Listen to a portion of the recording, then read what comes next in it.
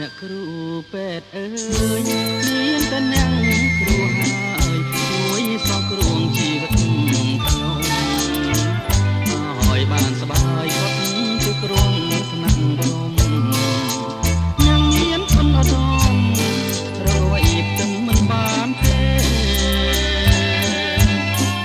នេះជារឿងធម្មតាទេណា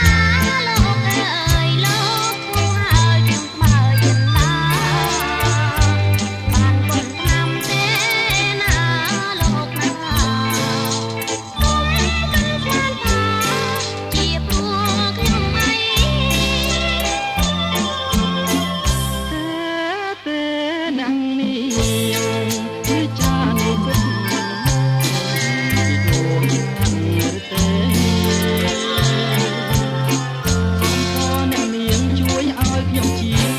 ទាំងឆ្នាំពេទ្យទៀតផងណាថ្ងៃ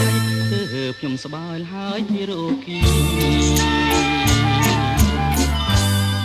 សូមលាសិនហើយអ្នកគ្រូពេទ្យអើយខ្ញុំអើអញ្ជើញទៅណាយ៉ាងមិនដាមានអ្នកនាងទេខ្ញុំនេះប្រកបជាជឿវិញទៀត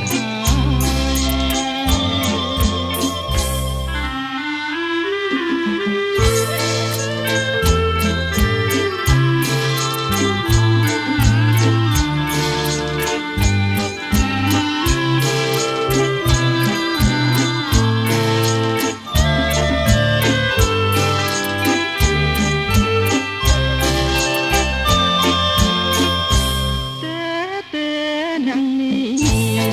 គឺចារីពិតពីទីហារីតែសូមអ្នកនាងជួយឲ្យខ្ញុំជាព្រមទាំងឆ្នាំពេទ្យទៀតផងណាថ្ងៃទើបខ្ញុំសប្បាយហើយពីរោគី